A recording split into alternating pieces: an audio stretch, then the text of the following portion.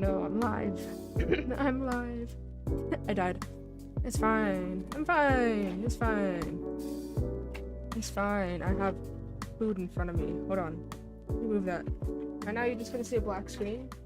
It's cause if I change it, it's gonna show the window that I'm already on, which is right now the live stream. That was my soda. Don't mind that. Don't mind that. Just gonna...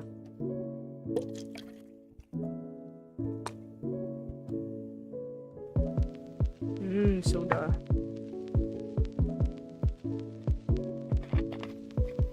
Okay. Guess what we're doing today? It says it on the freaking... Guess what we're doing today?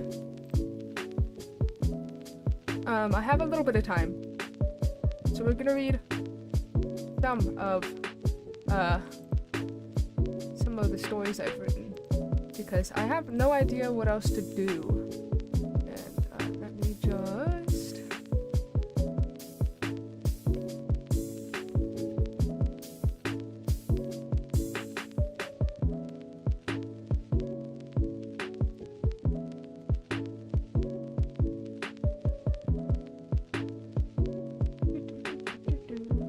I can't see chat right now. I hope no one's chatting to me. Shh, no one's chatting. It's fine. It's fine. Okay.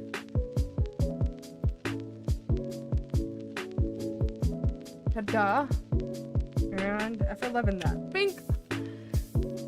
Ah! Don't look at that! Wait. Okay. Wait, no, I did a thing. Aw, man, I'm so bad at this. Don't look. Don't look! Don't look at it! Don't look! Oh yeah, I have to take my pills in a second. Love that. Of course I do. Of course I do. Hey! Where'd my fidget go? I need my fidget. I can't sit here and not fidget. I gotta fidget. Heck yeah.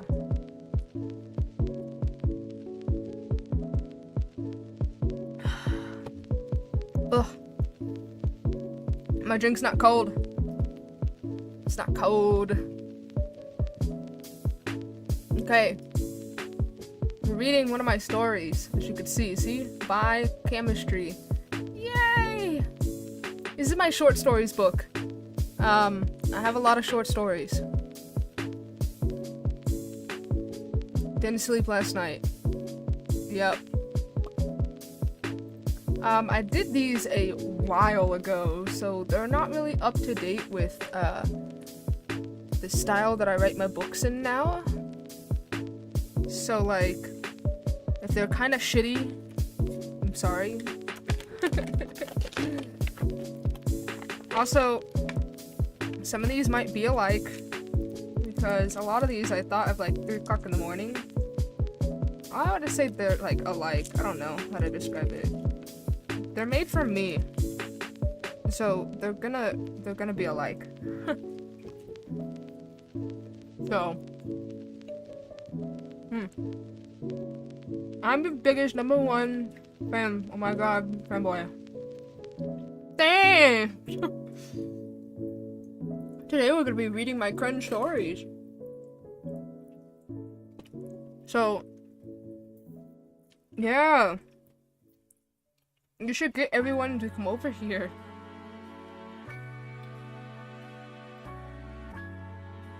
Huh. I just ate a lava cake, a dark chocolate, and honestly, it tastes just like lava cake, but not warm, not hot, because it's a chocolate. It's a limited edition Valentine's Day thing. I still haven't eaten them all. I got too many chocolates. I have way too much chocolate in my room. Don't give me any more.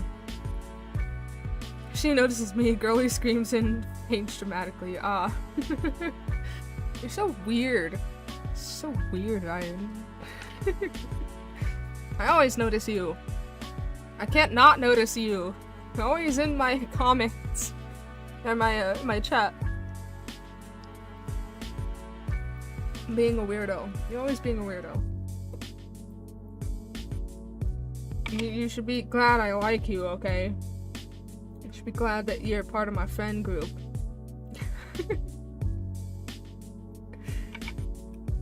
I'm trying to... Is Carol gonna get on? What? It's like 9 for her. Dang. Hey! I was just talking... Hey, wait! I was just talking about you, Carol. Literally just talked about you right before you said yo.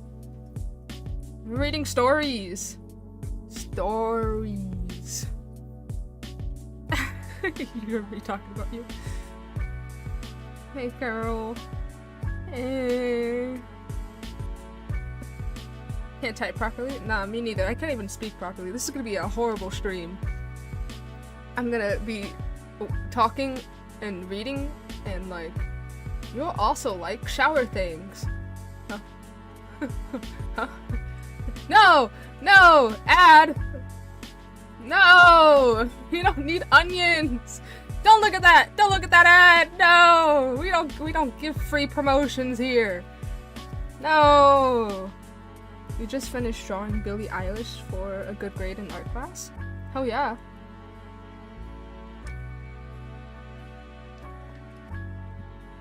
Oh. Short stories. Aw, man, they did short stories too? That's not mine. Mine looks like this. Hold on. Oh. Well, here's my profile. Hold on. Is there... Ah! Sneak peek! Don't look at that! That's my next, book I'm gonna be writing. I went to biochemistry to just chemistry because it wouldn't fit. Nap sketches. This is my Strip Mafia one that you can't really see my name, but it's there. It's there, I promise. I just need to do a different font. Once upon a time, a shark bear gator. Yes! Shark bear gator! Hey, wait! Wait. Wait. Okay. Hold on, where is it? Don't look at that! Don't look! Where is it? I forgot who made me draw that.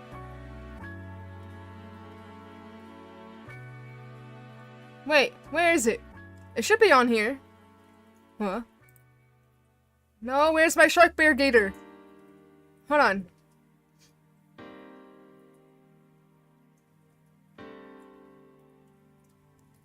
It's not on here!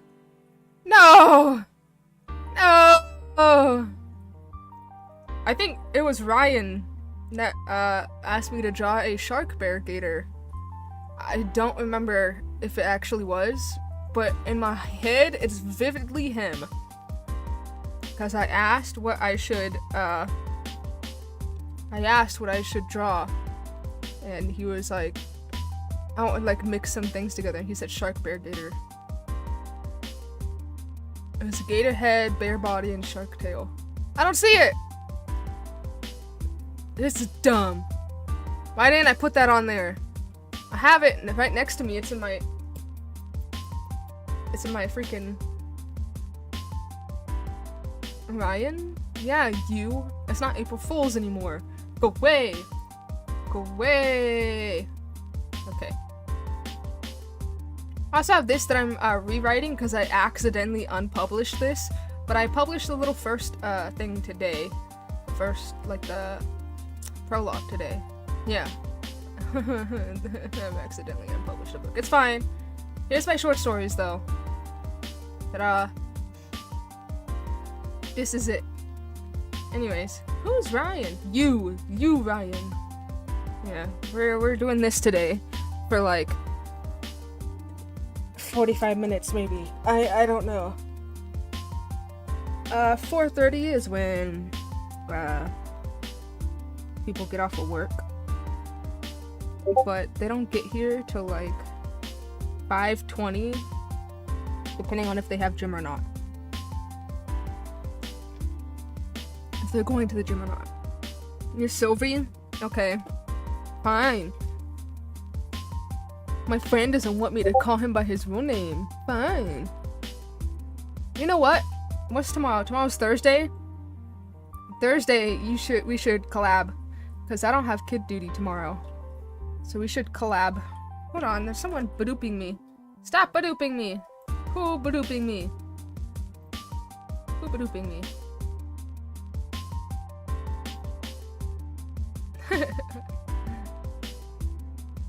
You're watching me? How dare. Ooh! That's a good Billie Eilish drawing. Nice. Good job, Carol. I love that. No! Not free advertisement! No! What? Stop private school vouchers. What? I don't care. I wish I went to a private school. Honestly, I don't know. There's Took you an hour for that drawing? Well, I mean, you did have like an hour of class, right? So, I'm sure she's expecting you to take all class time. Okay. Anyways, that's not what we're here for today. Stop distracting me.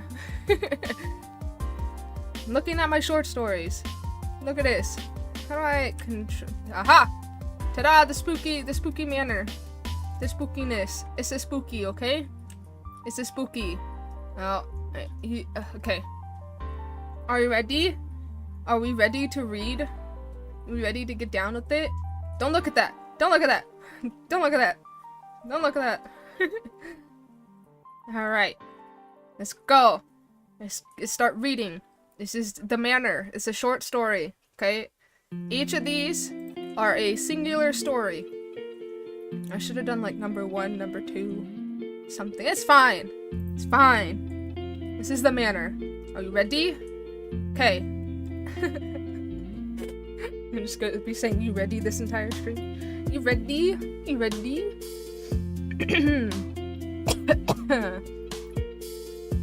Huh. I'm so weird. Okay. David and Lisa Anderson had grown weary of the bustling city life. The constant noise, traffic, and stress had taken its toll on their family. Their teenage children, Emily and James, often felt lost amidst the concrete jungle. It was during a spontaneous weekend getaway that they stumbled upon the town of Willowbrook. Yes. Willowbrook seemed like something out of a postcard, a picturesque little town surrounded by a lush forest and rolling hills. It was a place where time appeared to stand still. The townsfolk were friendly, if somewhat reserved, and the pace of life was refreshingly slow. As they explored the town, they heard whispers of Blackwood Manor. The locals spoke of hushed tones about the old mansion, hushed tones about the old mansion on the outskirts of town. It was said to be haunted, a place shrouded in mystery and darkness. The stories varied, with some claiming the ghost of its former residents still roamed the halls, while others believed a malevolent force resided within its walls. The Andersons, however, were undeterred.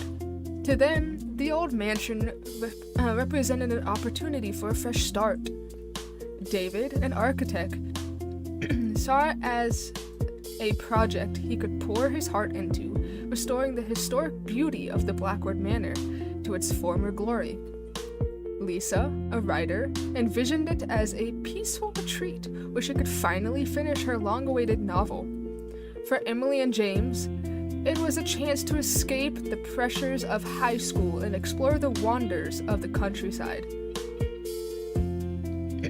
They made inquiries about the mansion and were surprised to find that it was available for purchase at a reasonable price. The previous owner, an elderly recluse who had lived there for decades, had recently passed away, leaving no heirs. It seemed as though fate had brought the Andersons to Willowbrook and Blackwood Manor.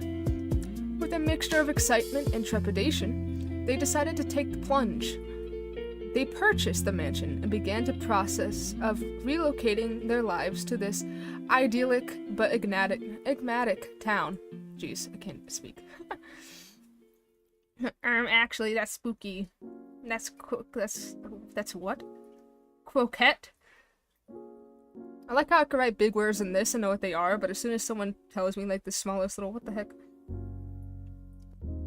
Why do I sound like your mom? I don't know. Why do I sound like your mom? Maybe I'm your mom. I'm gonna guess your mom's name. Let's see. Let's see. Hold on. I gotta think to my brain. Hold on. Gotta do some.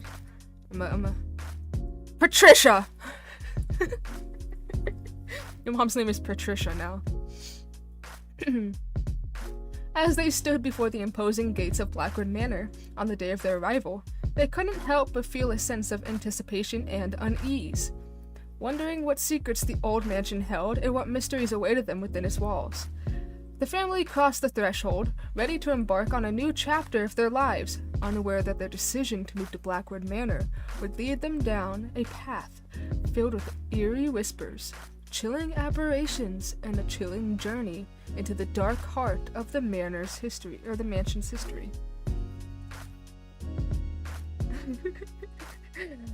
What about Emily? Is your mom's name Emily?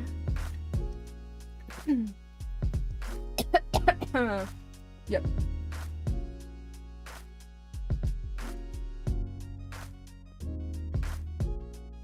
It's away from that. Let's see. Cheryl. The other Carol. Cheryl, the other Carol. Yes. Alright. Well, have fun with that. Anyways. We gotta read the story. We gotta read the story. You gotta read the story. Oh. We should read their short stories. Just kidding. We're not gonna read that. That's theirs, and I don't wanna go copyright. Far away. Hell nah. Not Cheryl, the other Carol. That's her full name. Cheryl, the other Carol. That's her name now. Alright. The Andersons' first night at Blackwood Manor was filled with anticipation. They settled in their new home, unpacked their belongings, and began to make the mansion their own. However, as darkness descended upon the grand estate, a sense of unease settled over them. Emily, the eldest of the Anderson children, was the first to experience the unsettling phenomenon. She had been in her room, unpacking her belongings, when she heard a soft sound of melodic laughter coming from the hallway. Assuming it was her brother playing a prank. Man, I cannot speak today. She stepped out into the dimly lit corridor, only to find it empty. James, her younger brother, was in his room, engrossed in a book. He too was interrupted by strange sounds. Footsteps that seemed to echo in the empty hallway, and whispers that were just out of reach. He called out to his family, but his voice seemed to be swallowed by the eerie silence that hung in the air. Downstairs in the grand foyer... Ah, no! You didn't hear that. That wasn't the sound of me needing to take my pills. You didn't hear that, okay? Listen.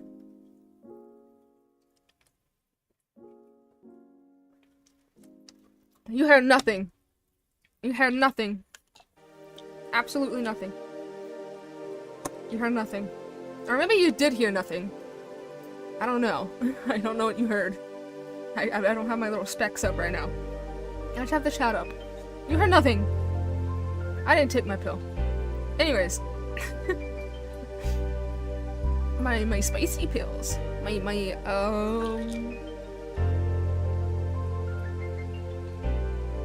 1 + 1 = 11? Well, A+, that's correct.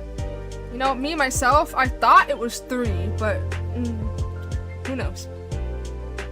You know, 0 + 0, yeah, is 72.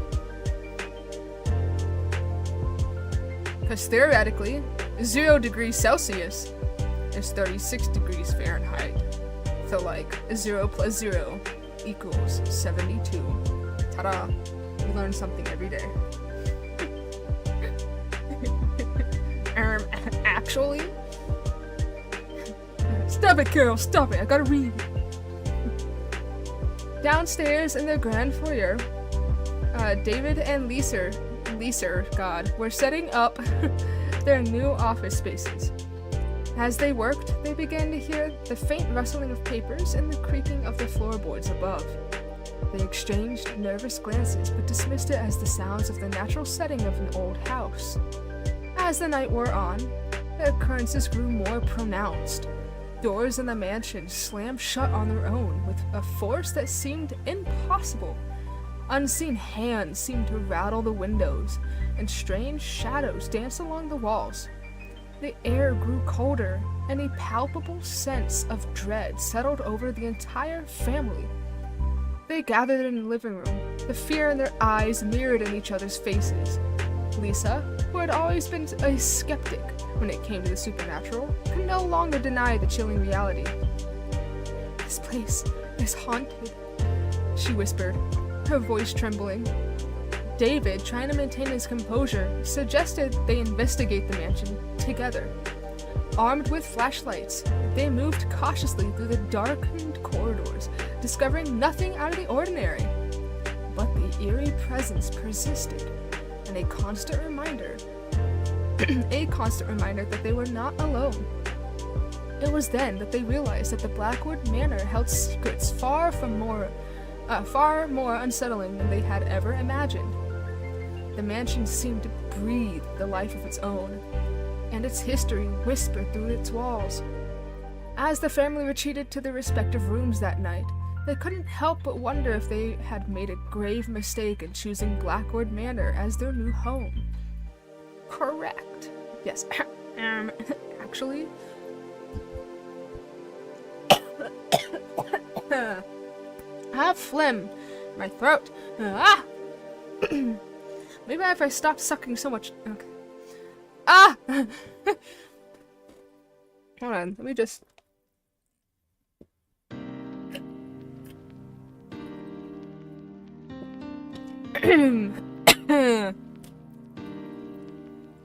I hate every time I try to talk or read something, like, there's always phlegm in my throat, like... Get out! Get out of my throat! Get out of my sandwich! No! So I feel like...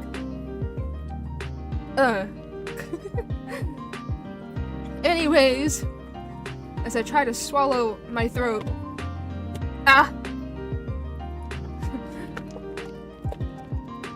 That's the sound of my drink. I don't know if you can... Can you hear that?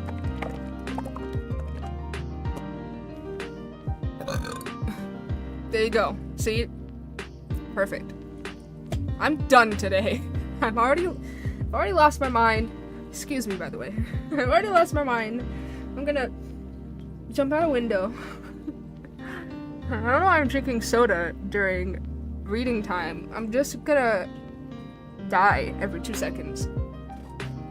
I am tired. Help me. Okay, well, anyways, we'll continue. It's fine. It's fine. It's fine. Ah, no, not an ad. The unsettling occurrences at Blackwood Manor continued to escalate, and the Andersons were determined to find answers to these mysteries that shrouded their new home. They spent their days exploring the mansion, learning about its history, and trying to piece together the fragments of a dark and troubled past. David, the family's architect and now an amateur historian, delved into old records and archives. He discovered that the manor's history dated back several centuries. It was originally built by the enigmatic Blackwood family, known for their wealth and reclusiveness. The family's patriarch, Jonathan Blackwood, had been a mysterious figure who rarely left the estate and was rumored to be obsessed with the occult. As David continued his research, he unearthed tales of tragedy and misfortune that seemed to plague the Blackwood family.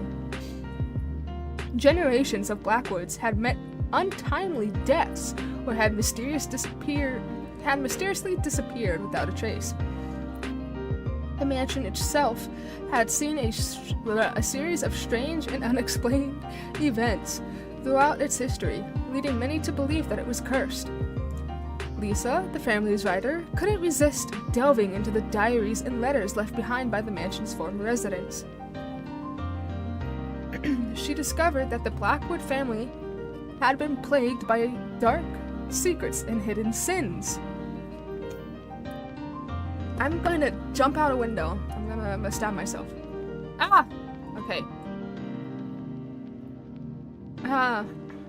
There were references to forbidden rituals, secret societies, and whispers of a malevolent force that had taken root within the mansion.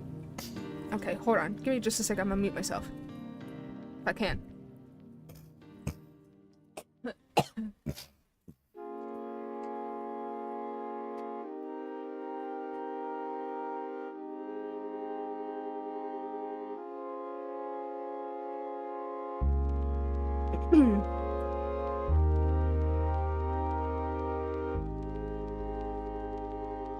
Okay. I'm fine. I'm fine. Anyways.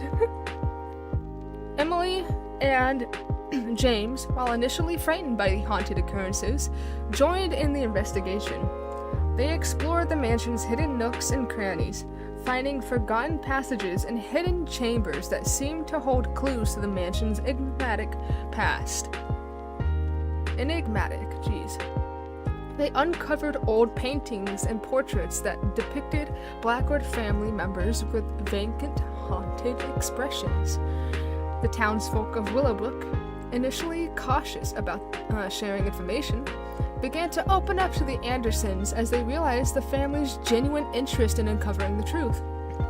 They shared chilling tales of witnessing strange lights in the windows of the mansion at night and hearing anguished cries carried on the wind. The more the Andersons learned about the Blackwood Manor's history, the more they became convinced that the malevolent presence haunting the mansion was connected to the tragedies of the past. It was as if the spirits of the former residents were trapped within the mansion's walls, seeking retribution or release. What kind of release? As they gathered their findings, the family felt a growing sense of responsibility, not only to protect themselves from the haunting, but also to confront their unresolved issues of the past. With the knowledge that their new home held dark secrets, they prepared to take the next step in their quest for answers, seeking the help of a local paranormal expert who might provide insight into the supernatural forces that play within the Blackwood Manor. The Andersons were determined to unravel the mysteries of Blackwood Manor and confront the malevolent, there we go, you know what, it's malevolent now, malevolent forces that haunted their new home.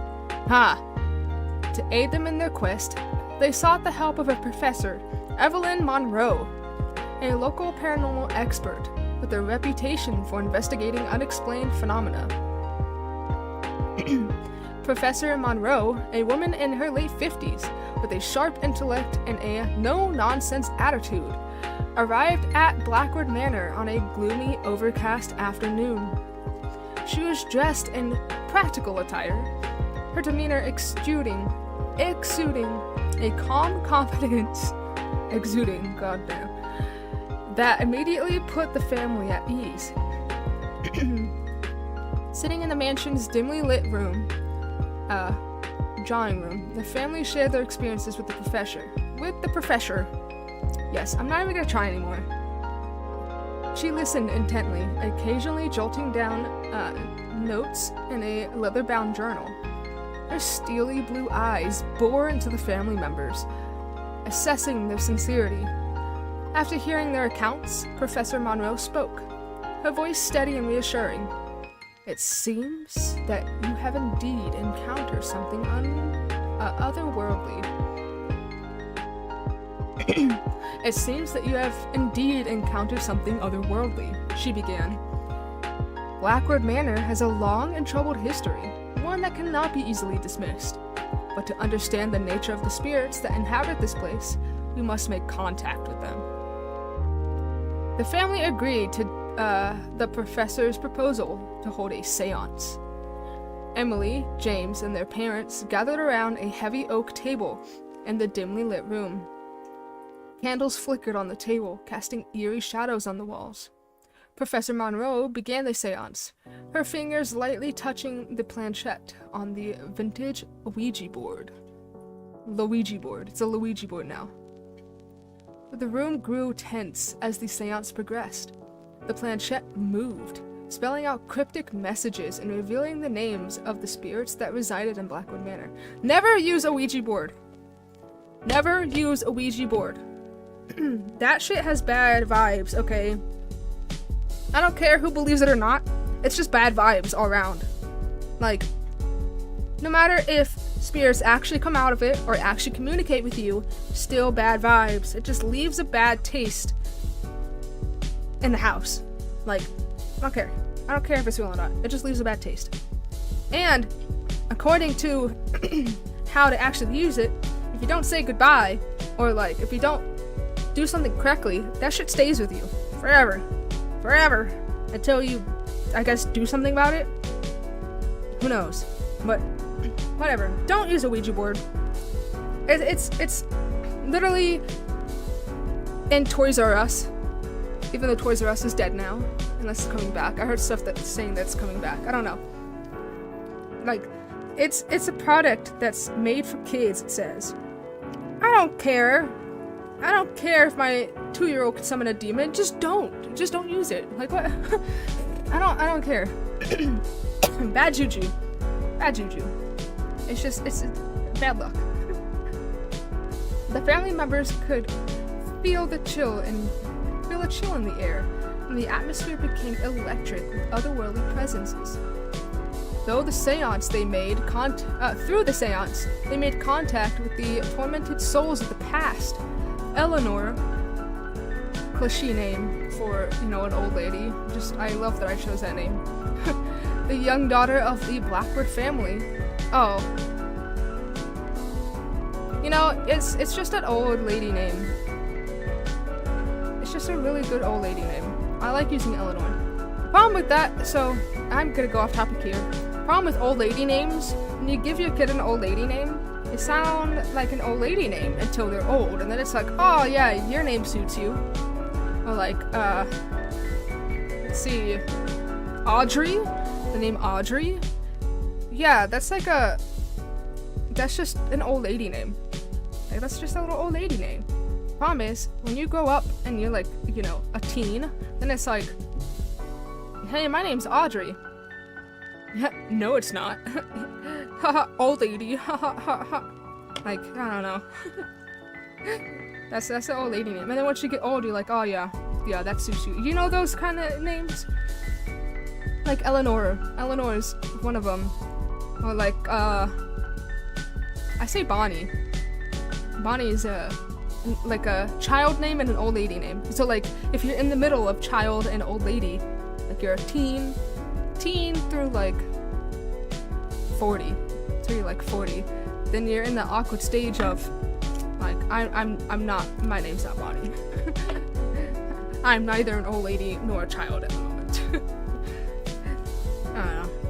Leave some names in the comments, or in the chat of some of those names that you think are like an old lady name, like Martha. Martha is an old lady name. Like, not old lady, like a nice, she definitely looks like, in her 40s still kind of old lady. Like, I don't know. Or, let's see. I'm thinking Martha Stewart, like, that's just old lady, because we all know Martha Stewart. I don't know. Anyways, Eleanor, the young daughter of the Blackwood family who had died tragically, and Samuel, a servant who had witnessed the mansion's descent into darkness. The spirits spoke of betrayal, secrets, and a thirst for revenge that had bound them to the mansions for centuries. As the seance continued, the room seemed to come alive with the voices of the spirits. Whispers echoed through the air, and objects in the room moved of their own accord. The family members were both captivated and unnerved by the experience, realizing that they had entered into a realm beyond their comprehension. Through the seance, they uncovered fragments of the mansion's history, including the Blackwood family's involvement in a mysterious secret society. Ooh, and a dark ritual that had gone horribly wrong. The spirits' anger and suffering were palpable, and it became clear that their torment was tied to the unresolved sins of the past. The seance continued, with the spirits growing restless, their voices growing faint. Professor Monroe guided the planchette to goodbye, and the room fell silent once more. The family sat in a stunned silence, their minds racing with the revelations they had uncovered. They now knew that the malevolent forces within Blackwood Manor were not just random hauntings, but the result of a tragic history that had left the spirits trapped and vengeful. With this knowledge, the Andersons were determined to delve deeper into the mysteries of the mansion, to seek redemption for the spirits, and to protect their family from the growing malevolence that threatened to consume them all. And that's it. That's that short story. So, I'm gonna give my opinion on my own stories. This one's okay. I'd say there's no real substance to it. And, I don't know, I feel like I could have made it spookier. I really do feel like I could have made it a little bit spookier. Instead, it became more of like, wow, there's ghosts, hell yeah! And, yeah, let's investigate it, versus like, oh my god, that dude is literally so angry and he's gonna kill me and I'm gonna get sucked into the vortex and my toes are gonna be eaten. I don't know how old I was when I made this. It was years ago when I made some of these. Actually, this is my first one. This was years ago. This was like 4 years ago or something like that. Or like 2 years, 3 years ago maybe. Yeah, about 3 years. 3.5 years. We'll go 3.5, right in the middle. And, I mean, in those 3 years, I have been wanting, actually, for a long time, but we'll just go say within the 3 years, I have been wanting to up my game in, storytelling. I want to be a writer. Like, I really do. That's been one of my goals for a while. I had a lot of goals, okay? I had so many goals as a child. Or just, yeah, but all of those went into the trash because of fun stuff, so. But a writer is one of them, and WATTPAD has made it easy for me to do this. Even though I'm not earning any money from it or anything. I wish to. Once I finish my Star Prince one, I want to get that published. I have to look up how though. It's all complicated, it seems. But I really do want to become a writer. And this is not one of those that I'd put into I would not submit this. There's no detail to it. I feel like I rushed it, and I going through all of these before the stream, I feel like I rushed a lot of this. Seeing as though they're short stories, you know, I feel like I had to get to the conclusion fast. But short stories can be 5 pages to like a few sentences, and so I just could have done better. There's no substance to this. We just know that these people were in a haunted mansion, and then they had a seance. And that, you know, because they're in a haunted... That's about it, yeah. They're in a haunted mansion, and then they did a seance to find the past. And they found out that, you know, stuff... Ah! You splashed water on me, dang it. You turtle. You know what? Here, say hi to my turtle. Hold on. I'm gonna bring her over here. Come here. Come over here. Come on. Yeah, splash that water all over me. Great, thanks. Love that. Come here. Come here. I'm grabbing you now. You are huge. I didn't realize how big you were. You're dripping everywhere. Oh. Hey. Say hi to the turtle. Say hi to the turtle. Say hi. Oh. No. No, don't eat that. Here you go. Say hi to the turtle.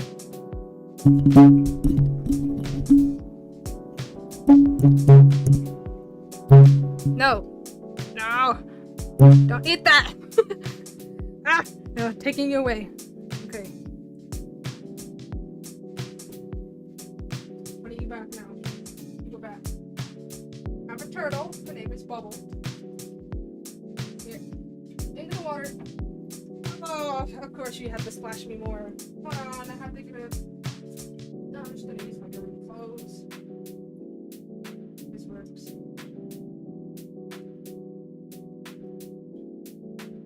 Okay. We're fine, it's fine.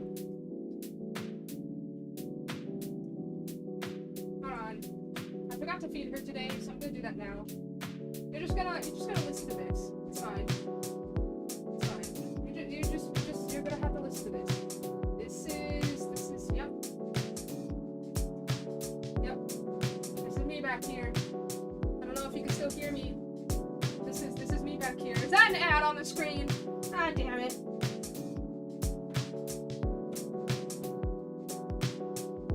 You didn't see that ad. You didn't see that ad. Eat this. Come on.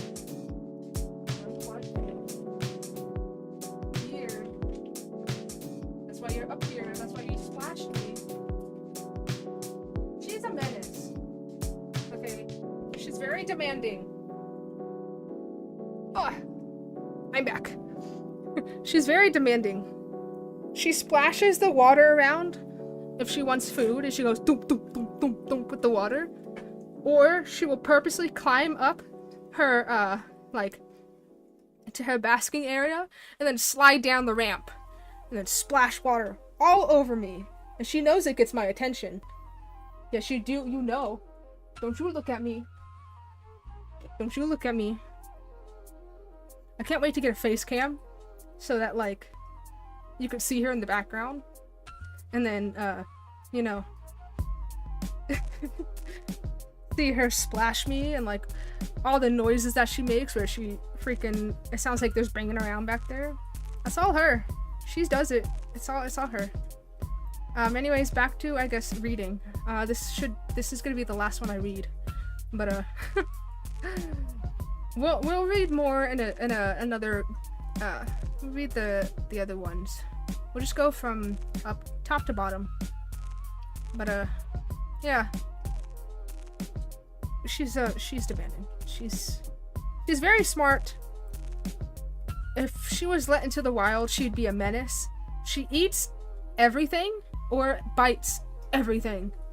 If she doesn't like something, she just bites it and then spits it out and then makes a mess of it. She's a menace. Absolute menace.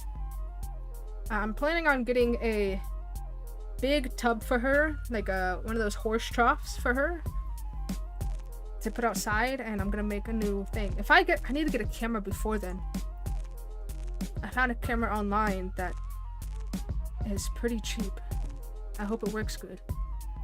I'm gonna get a camera before then, and I could show you the setting up of her fun terrarium. It's literally just gonna be sand and water. And a big stick, I guess, because she needs a place to, you know, bask in the sun. Anyways. Yeah, I can't wait to get a camera. I'd like to show you a bunch of outdoorsy shit that I do. Or I don't do at the moment because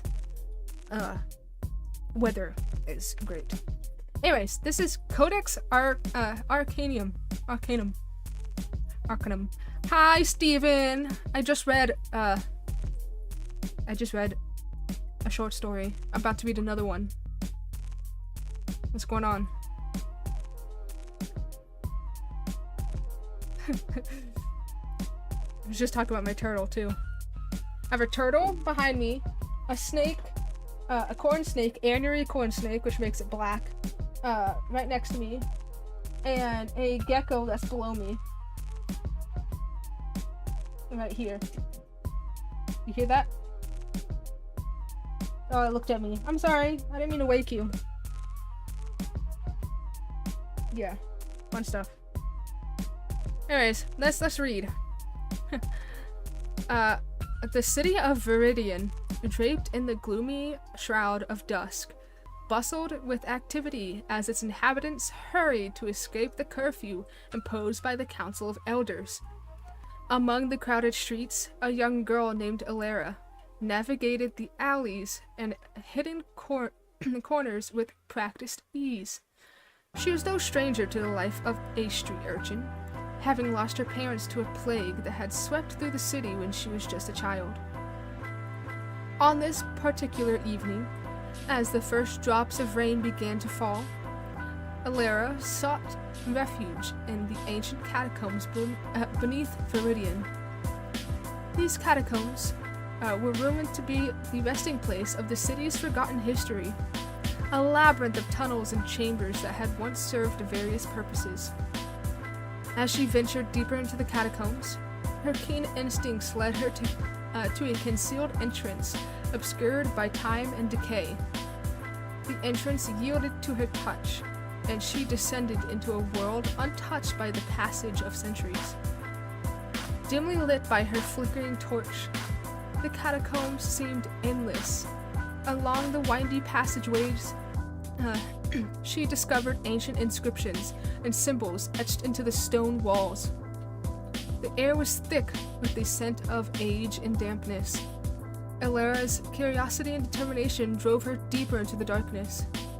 After what felt like hours of exploration, she stumbled upon a hidden chamber. It was a small, forgotten alcove, tucked away behind a wall adorned with cryptic ruins. At its center lay an ornate chest, covered in cobwebs and dust. With trembling hands, she opened the chest to reveal the Codex Arcanum, a spellbook of unparalleled beauty and power. The Codex seemed to radiate a faint, ethereal light, and its pages were filled with intricate illustrations, and handwritten incantations. Goodness. Alara's heart raced as she realized the significance of her discovery. This is not just any spellbook. It was a repository of forbidden magic, a long-lost relic from a time when magic flourished in Eldoria. Alara gingerly traced her fingers over the pages, feeling the magic resonate within her. As she began to read the incantations aloud, sparks of magical energy danced in the chamber.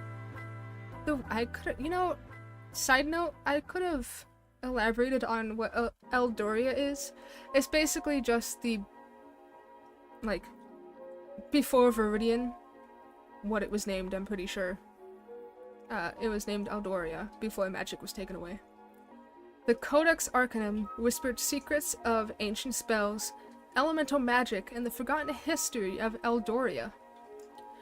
Alara's mind raced with possibilities, but she also felt the weight of responsibility. She knew that magic was forbidden for a reason, and that her discovery could have far-reaching consequences. With the codex in her possession, Ilaria extinguished her torch and made her way back through the catacombs. I don't know why she did that. Her heart pounding with a mixture of excitement and trepidation. Alara emerged from the catacombs, clutching the Codex Arcanum. I'm just gonna say Codex. Her mind racing with the possibilities of the powerful magic it contained. She knew that her discovery was not something she could keep to herself, and she needed guidance on how to navigate the complexities of magic in a realm where it had been outlawed for centuries. As she made her way back to the surface, she couldn't shake the feeling that she was being watched.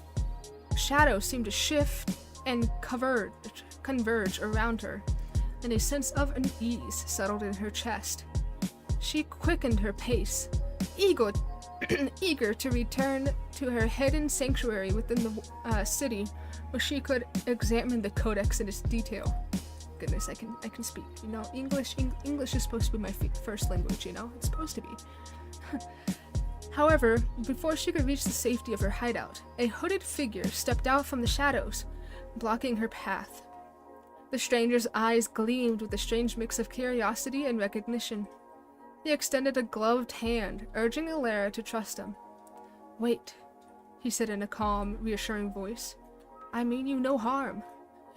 Alara hesitated, but saw something in the stranger's demeanor that made her lower her guard. She handed him the codex, and he flipped through its pages with reverence. It was then that he introduced himself as Alden. Alden explained that he had been observing her for some time, aware of her discovery and her potential.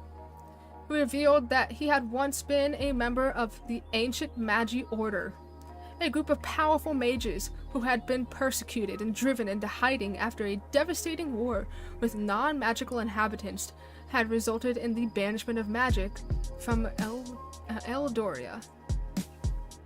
Alara listened intently as Alden recounted the history of Eldoria, the rise of the oppressive Council of Elders, and the heart-wrenching stories of the Magi who had fought for their right to use magic. He spoke of a prophecy that had been passed down through generations, the prophecy of the Chosen One, who would reawaken magic and bring balance to the realm. Alden believed that Ilaria was the fulfillment of that prophecy, the Chosen One destined to restore magic to Eldoria. He offered to be her mentor, to guide her into unlocking the potential of the Codex Arcanum, and to help her navigate the challenges that lay ahead. Despite her initial skepticism and fear, Ilaria could sense the sincerity in Alden's words and the weight of responsibility that had fallen upon her shoulders. She accepted his offer, realizing that she could not walk this path alone. Under Alden's tutelage, Ilaria began her journey of discovery. He taught her the art of spellcasting, explaining the intricacies of magic, the balance of forces, and the ethics that should guide its use. Together, they delved into the Codex Arcanum, uncovering the secrets it held and deciphering the cryptic spells within its pages. As days turned into weeks and weeks into months, Ilaria's magic abilities grew. She honed her skills, mastering spells of elemental magic, healing, and protection. With Alden as her guide, she delved deeper into the history of Magi, seeking to understand the mistakes of the past and how they could prevent history from repeating itself. Their bond grew stronger with each passing day, and Ilaria came to see Alden as not only her mentor, but also a father figure and protector in a world where magic was both a gift and a curse. Together, they embarked on a journey that would take them beyond the confines of Viridian, into the hidden enclaves, oh my god, of magical beings, and into the heart of a realm in desperate need of balance and redemption. Ilaria's path as the Chosen One had been set, and the destiny of Eldoria hung in the balance as they ventured forth, determined to reawaken the magic that had long been buried in the shadows. And that is the end of that one. WATTPAD stories. This is new. Nuh-uh, this ain't new. I did a couple live streams of this. I did my the Star Prince one, and I did the one where I have a bunch of drawings and stuffs. But yeah. I mean, this is my short stories book. But that's the end of that one. For this one, I feel like I could have delved deeper into what the hell Eldoria is, but it's basically the ancient magic world that Viridian once used to be. So why? I don't want to share to Facebook. Go. I don't want to share that to Facebook either. Stop. Okay. Share it to Facebook. That one word that I accidentally highlighted. Wow. I'm not gonna look at that ad. There's no ad down there. I don't know what you're looking at. Also, I feel like this one was a bit better. It had more intricate, like, storytelling and better storytelling, yeah. Better descriptiveness. Still a bit fast and paced, but I guess to me short stories are fast and paced. But like it doesn't have to be a short story. Like I said, it could be a few sentences to like 5 pages. So a single chapter basically. This one, there were some things that needed to be explained and other things that like were explained too much, like how she freaking, this part right here actually is a good example, like how I over-explained her magic abilities. I don't know. To be fair, this was 3 years ago me, so my abilities I feel like have gotten better ever since I watched YouTube tutorials and read other people's books, which you would see here if there wasn't ads playing. Oh, here's this one. Unintended Consequences by this person. Go check them out. Sure. And All Mine by PJM. Unfinished and discontinued. Dang, that's sad. I wonder why. A BTS fanfic. Okay. Yeah. Okay. Yeah. That's fun. Oh yeah, wait. Ryan has it. This is Ryan's page. He has 3 pages. Hold on. He has this page. Let's go to following. He has this page right here. That's his page. This is his newest one because he forgot his old one again. He's so bad at knowing passwords. Where's his other one? This is his. This is his old one. Phantom Wolves. Yep. Because he's a weirdo. Where's the other one? Where's the other one? You can go check out these people too.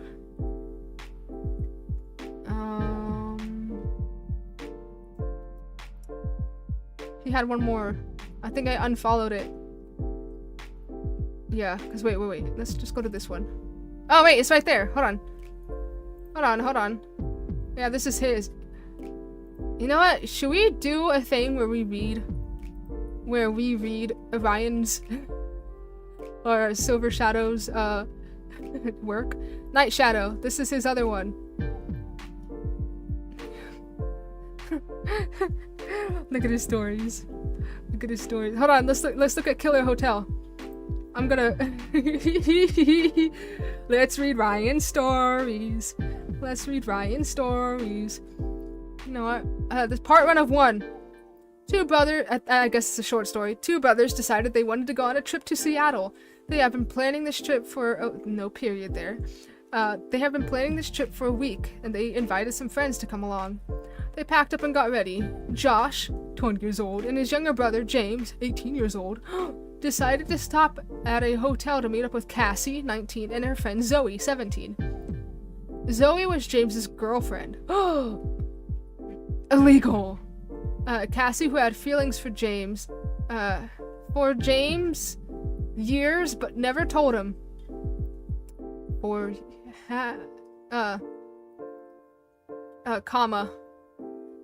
years, never told him. Yeah, this is great. They stayed at the hotel for the night. At 12 a.m., Josh had a nightmare about a man who was dressed in white suit that was covered in blood. The man looks at Josh, then disappears into thin air. James went to check on his brother, sees him just standing there, staring at him. James looks down at the floor and sees a red substance on Josh, and Josh drops to his knees and tears fell from his face. James tries to comfort him after calming his older brother, he goes back to his room and tells Zoe about what happened. They hear ear-piercing screams in the hallway. Period. James wants to go investigate in the hallway and sees a man in the hallway. Period. By the time he got there, it was too late. The man's throat was cut. James was frightened by this. He opened his mouth to scream, but nothing came out. He runs to wake his brother up, But when he opens the door, he looks around and doesn't see him. Panicked, he runs towards Casey's room and sees her laying down, covered with blood. James turned around with a grin and was... James turned around, a grin was carved into her face. Her throat was slit. Josh walks into the room, covered in blood. In one hand, he was carrying a black bag, and in the other, he had a knife. He throws the bag at James's feet. James picks up the bag, and he opens it up. And what he sees shocks him and sends chills up and down his spine. In the bag, he sees the head of his girlfriend, Zoe. Terrified that his brother would do such a thing, he runs past him, not even stopping for a second. James hides under the bed and hears the door open, and loud footsteps. Period. Then he hears the door open again and close. James goes out of his hiding place and slowly opens the door and sees bodies through the hallway, and thanks, Turtle, and finally makes it towards the lobby. I just fed you. Go eat. James runs to the door and he trips over a body. Josh walks through the lobby and sees his brother. He walks towards him and grabs him by his hair and carves a smile into his face. Is this like the origin story of freaking Jeff the Killer or something? It's James the Killer? I don't know. Josh stabs his brother multiple times in the chest. Carl, that kills people. He finally stops and walks away. James wakes up hours later in a hospital bed, hooked to a life support system, and he turns on the TV. He sees the picture of the crime scene, and he sees the image of his brother. Under the image it said, missing. Is he still on the run? Is he dead, or is he hiding in plain sight? So, Ryan. No, lots of periods, lots of run-on sentences, not a lot of detail, very fast-paced. However, the plot is very good. If you were better at writing, this would be very good. I'm gonna diss Ryan so hard right now. He doesn't have this anymore, because he forgot the password to this. He also forgot the password to Phantom Wolves, which is why he made the other one that I just showed you, the newest one. And yeah, this profile. He hasn't done anything on it yet. You should spam him that he should. But yeah, where is it? Right here. So this is his, and this is his, as well as this one right here. So yeah. Oh no, I didn't mean to do that. Unfollowed him. Yeah. So it's a good one. It's a good one. However, very many flaws. And now you should go make fun of Ryan for it. You should go make fun of him. Who's this? Oh, okay. Aw, man, she has 0 works, but she has a writing list. I'm gonna follow. Following you now. Nice. Good stories.